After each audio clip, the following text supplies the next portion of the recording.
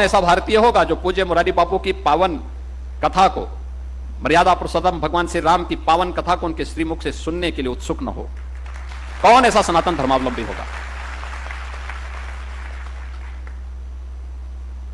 हर व्यक्ति के मन में लालसा होती है, और मैं तो उनका अभिनंदन करूंगा कि उनके द्वारा जो ये अभियान चल रहा है संत तुलसीदास जी की स्मृति को जीवंत बनाए रखने के लिए, राजापुर भी एक विभूति को जन्म देकर के अमर हो गया।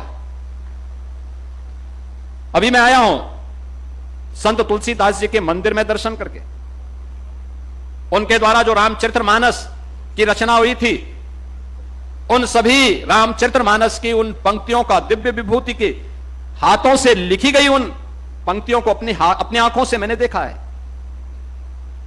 बहनों और भाइयों, इसी को प्रधानमंत्री जी कहते हैं विरासत।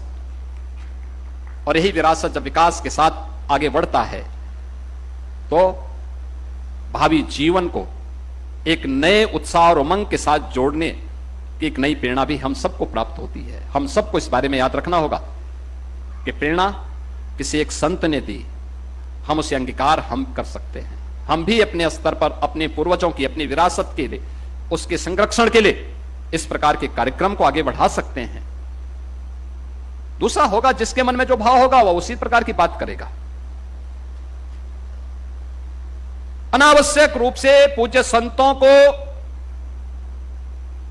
विवादित करने का प्रयास होता है, अनावश्यक रूप से, क्योंकि जिनका पूरा जीवन ही विवादित है वे पूज्य संतों को भी विवादित करने का प्रयास करते हैं। वे लगातार कुछ ना कुछ लिखेंगे, कुछ ना कुछ विघ्न और बाधा खड़ी करने का प्रयास करेंगे, लेकिन इन सब की चिंता के बगैर सनातन धर्म के लिए, इस देश के लिए, भारत की एक समृद्ध विरासत के संरक्षण के लिए हम सबको मिलकर के कार्य करना होगा।